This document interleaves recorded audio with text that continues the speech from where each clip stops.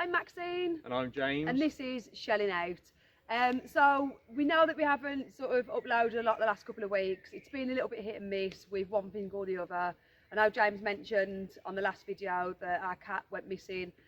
So that took a lot of my time and effort because I couldn't. Wanted posters. Yeah, literally putting up posters, putting up Facebook posts. Like I could not think of anything else apart from getting the little kitty back. So she's back now. Everything's okay. We're back to normal. Obviously on top of that, the weather's been a little bit all over the place. So we've struggled a bit with what our project was for the sort of last couple of weeks, was to obviously get the boat sanded down to steel and then primer it. Once you've got it to steel, you've got to paint straight onto it. You can't leave the steel open to the elements. So it has to just rusts up straight away, like, and then you're just trying to wire. It's pointless. Isn't it? You have to make sure the weather is absolutely perfect. It can't be too hot. It can't be too windy. You can't have things coming, you know, sort of pollen and stuff coming down with the wind. So it has to be perfect conditions to get it done. Obviously, the last couple of weeks have not been like that, but I understand that next week is meant to be good for weather. So next week will be when the remaining of the sanding and the primering will sort of take place. Yeah, we've fillered it today, so we've got a lot of fillering done on it on the one side, so that's ready to be sanded off when the weather's better. Trouble is, if you sand now and go through the primer back to steel again, you're at that. You just can't do it. Awkward. Yeah, So you just can't do it, can you? Just got to wait for the right time and right weather. But this in the background is the ceiling out of the boat, so we're burning that off now. That was there's in this video I'll show us taking that down, and that's what's on fire now in the background. That's everything we couldn't recycle or reuse. So, rather than going to landfill, it's better just to burn it off. Yeah. And it's a perfect spot here. It's contained. It's, you know, it's a bit of a boater's paradise. It's where most boaters end up mooring up and then having like a little fire. And we've had a few barbecues here, haven't we, and stuff. So yeah, so that's what we do. We're trying to utilise our time sort of as best as we can under the conditions that we're in. But yeah, I think next week's going to be a bit more sort of going for it, and you know, we're gonna hopefully have the better conditions, and hopefully have the windows back in next week. Yeah, because we've just got a piece of plywood on the sides and there's no front doors on the boat either, so yeah, we've got to kind of get it secure soon. So thanks for still watching, guys, and sort of we've got to over 100 subscribers now, haven't we? Class, so yeah, that's another reason why we're having the bonfire. It's just like a bit of a celebration.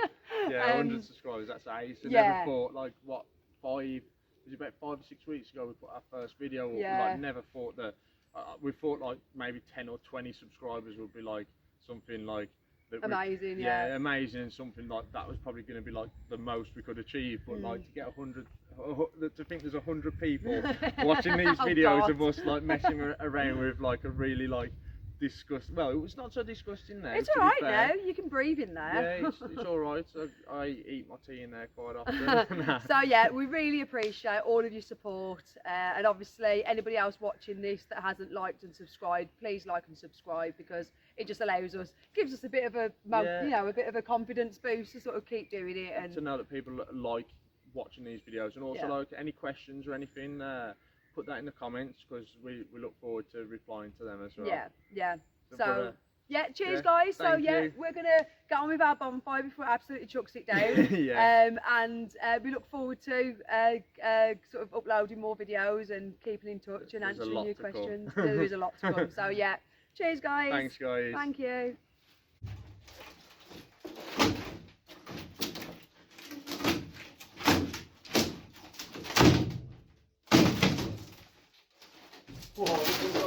Did you see him? Was that? Spider. Oh god. What the? Jesus Christ. The size of it? Front of the camera. Jan, no. Jesus. Oh, big boy. There you go.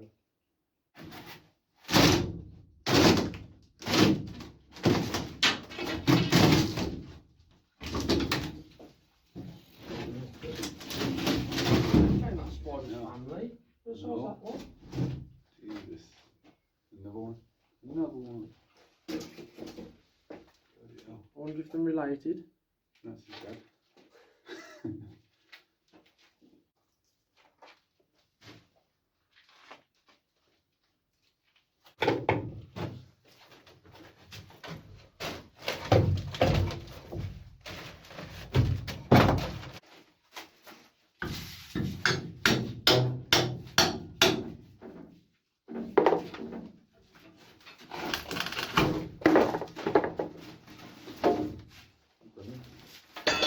That's so close to the phone.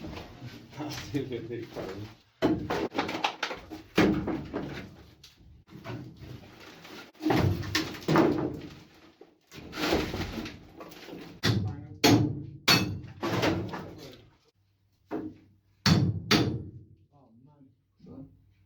Another one. Bloody hell. Death as well.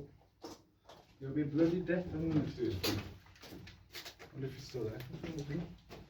Why are you so warm? Yeah, What the hell? Really warm. Eddie now. I felt on my arm. Oh. So when I've been reading online and stuff before I actually got my boat, there's a lot of people who are divided saying that you shouldn't buy a boat that's spray foam, you shouldn't buy a boat that's fiberglass, you shouldn't buy a boat that's got polystyrene insulation in, and there's loads of people like point blank just saying that they're really bad, like especially like fiberglass and stuff. The age of this boat, to say it's had fiberglass insulation in, it's not even like something that I'd be worried about. Yeah, I know it's not as good an insulator as spray foam, but I definitely won't let it put me off buying a boat after stripping this down and seeing what it's actually like.